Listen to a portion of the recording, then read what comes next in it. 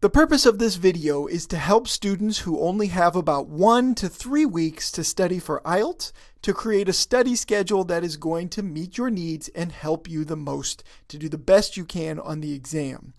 Now we have 1 week and 1 month study schedules posted in the notes below this lesson, and you should certainly refer to those. But everybody's needs and everybody's timing is a little bit different, okay? You may not have a few hours every day to study. You may only have a short time. Or you may have quite a bit of time in the next couple of weeks to devote to IELTS study, and maybe you can do more than what's listed there. So the purpose of this video is to help you to think about how to prioritize your studying and what you should focus on as you prepare in 1 to 3 weeks for the IELTS. Okay, so for you students that have 1 to 3 weeks to study, your top priority is to learn about the test, okay? You need to know what to expect in each of the 4 sections, okay? So you need to learn about them. We've got introductory videos that will introduce you to important elements of each of the 4 sections. But of course, you should also look through sample tests, okay, and sample questions to know what to expect on the different parts of the test. Okay, what's the timing, for example, of the writing section? Okay, you've got an hour, but only 20 minutes is for task 1 and 40 minutes is for task 2. Okay, all of that kind of information you need to know in order to do your best on each of the 4 sections. Okay, so study all of those basic videos and lessons that we have and really learn about what you can expect on all 4 sections of the exam.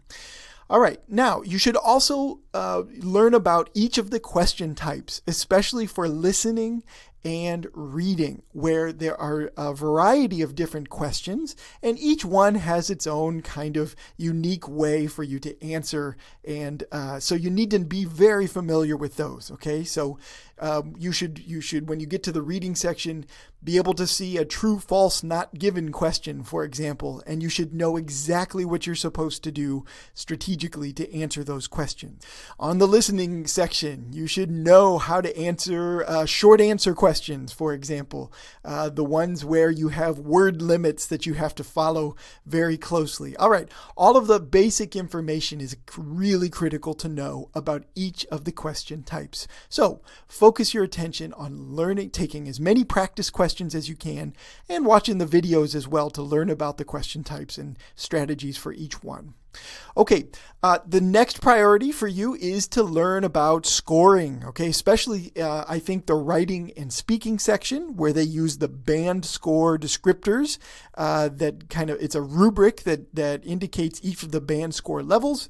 You should know that very well. We've got examples of those linked below, and they're also linked in many of your other videos in each of those sections. So you should get to know those, and as you do practice questions for speaking and writing, you should try to study those, and if at all possible, get feedback from someone about how they think you did according to the IELTS rubric. A native speaker, of course, would be ideal for that situation, but if you've got a study partner or if you're just scoring yourself, you should spend some time thinking about how the speaking and writing sections are scored, and then of course the reading and listening too, although that's just a standardized test where the number of questions you get correct will indicate your score. Okay, anyway, learn about scoring so that you know how your band score is calculated on the test. All right, finally then, you should practice and learn about the various strategies for timing, especially in the reading section. Okay, the reading section, as if you haven't watched any of the reading videos yet, you will learn the reading section is very difficult to complete in the time they give you. 60 minutes is not a lot of time to get through all the articles, all the essays, and answer all of the questions. So you need a strategy, okay? We've got lessons on those strategies, and these lessons are important ones for you to watch and to practice in order to manage your time on the reading, okay? Similar with writing, okay? You've only got a very short amount of time to plan your essays, to write them, and to do editing at the end. So your job in the next couple of weeks is to learn about timing strategies and to practice them before the test, okay? All right. In addition to these things, you should try in the next couple of weeks to take 2 full-length practice tests, if at all possible. If you can take more, that's great. Please remember that you should try to recreate the exam conditions as closely as you can. That means you need to have about 2 hours and 40 minutes to take the reading, writing, and listening papers all together, all at the same time, okay? Because that's what it's going to be like for you on exam day. The speaking section is scheduled separately, so you can take a break or do what you need to do before you take the speaking section. But for your full-length exams, if at all possible, try to get at least the timing exactly the same, okay? It also means for the writing section, you should not be typing your answer. When you write practice tests, you should be writing them by hand. Okay, these things are important. This gets you ready for the test day and what the experience of taking the full test will be like. So try to take at least 2 full-length exams, and if you can do more, that's fantastic. Okay. Every day you should be doing practice questions. Okay. Do as many as you can, especially listening and reading questions. The more you do, the more you'll get familiar with those question types. So make sure that that's something you do every single day. Okay. All right. So to review, if you have 1 to 3 weeks to study, your job is to learn about the test, learn about the IELTS exam, the basic information so that you know what to expect. You should do daily practice questions from all 4 sections of the exam, and if possible, you should try to complete 2 mock exams in the 1 to 3 weeks that you have, okay?